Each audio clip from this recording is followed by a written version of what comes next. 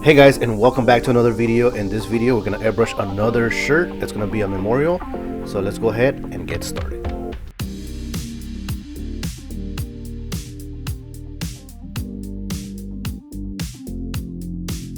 So I love doing portraits, and the way I work is I try to locate the important areas like the eyes, the shadow of the nose, the lips, the shape of the face, and then the outline of the hair. So I try to put those down first. This way I know where each of those areas falls, and then before I even start doing any detail, I'll start adding color to the face, starting with the lightest color like a peach color, and then working my way up to a darker color and black.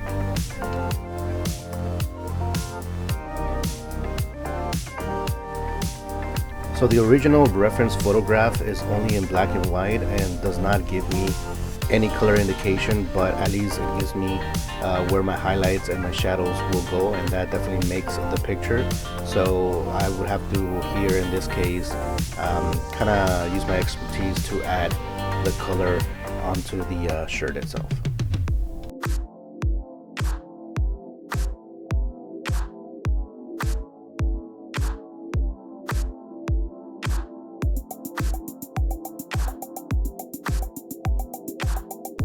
Alright, and we're pretty much done with the portrait. We're going to come back here in a little bit and add some highlights, but for now we're going to work on the text and add a little bit of color to the background. So let's go ahead and do that now.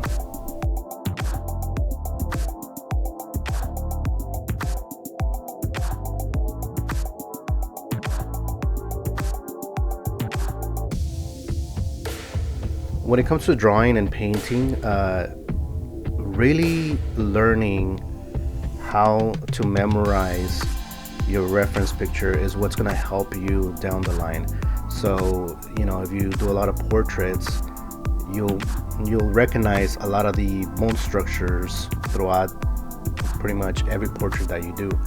So even if your reference picture doesn't have, let's say, a certain shadow that's preventing you from, you know, getting more detail onto your painting, you'll know that the bone structure you know, is a certain way. And then if you're, you know, obviously you have a lot of things in consideration like the light and stuff like that, you'll know where those shadows fall. So even if your reference picture does not have that, but you in your mind have studied the structure of a face, you'll know that, you know, like there's always a line, you know, going from the nose down to the mouth where people smile. So it's more prominent obviously in older people, so things like that. So you just want to keep practicing and looking at your reference picture and drawing, so that going back and forth and memorizing how your reference picture is will be a perfect practice for you to be able to learn and paint and draw pretty much just about anything.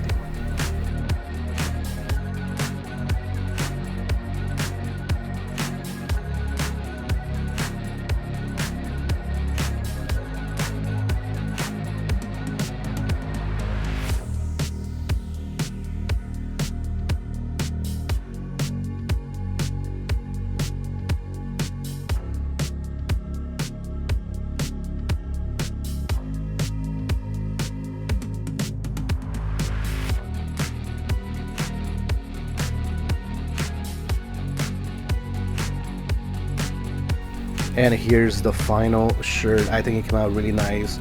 The brown and the black and the white really make it look kind of vintagey, and I've always liked those old school photographs that are a little bit brownish.